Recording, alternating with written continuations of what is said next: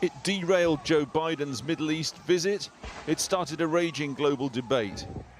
The explosion at the hospital in Gaza City on Tuesday night and its bloody aftermath. Tonight, audio and photographic analysis sheds new light on what happened.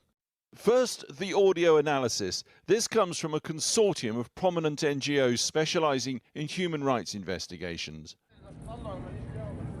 Earshot investigators have analysed two aspects of the blast which killed so many at the Christian hospital. First, Doppler effect sound analysis of the missile tracking to the hospital that night.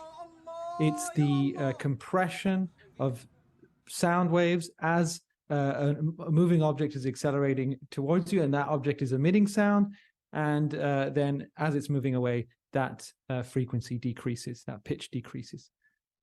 That analysis produced this mapping.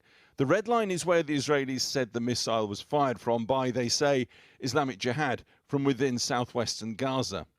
But this new Doppler sound mapping analysis concludes that the missile came from a variety of possible firing points, the blue arrows, all east of the hospital, not west, as the IDF claimed. That map arose from this Doppler mapping of the audio of the missile flying to impact at the hospital. And that sound recorded by a geolocated eyewitness 150 meters southeast of the hospital.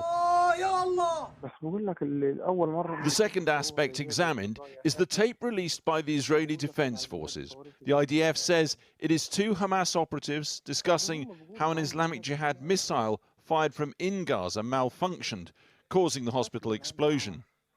2 nights ago, we reported that Arab-speaking experts raised questions about the tone and language of this tape. The forensic sound analysis states, quote, "This recording is made up of 2 separate channels and demonstrates that these 2 voices have been recorded independently. These 2 independent recordings have then been edited together in a digital audio workstation, such as Pro Tools, Logic, Audition, have added effects, such as pan control, and recomposed." That being their analysis, what do they then conclude? Though this audio analysis cannot categorically state that the audible dialogue is fake, we can say that the level of manipulation required to edit these 2 voices together disqualifies it as a source of credible evidence. Earshot's opinion is that this recording does not meet the standard required for evidence and should not be used by the media without the clear caveat that it has been digitally manipulated. We turn now to the image analysis carried out by Forensic Architecture at London University. They've conducted 3D resolution of the impact strike crater and shrapnel splash marks in the hospital car park. Those radial fragmentation marks open towards the southwest, with a shallow channel leading to the crater from the northeast. Their conclusion matches the audio analysis of the missile track. They say whatever hit the hospital car park that night was fired from the northeast and not from the southwest of Gaza, as the Israeli Defense Forces claim. We also shared this with an independent weapons and explosives expert that corroborated our understanding of the likely direction as coming from the northeast.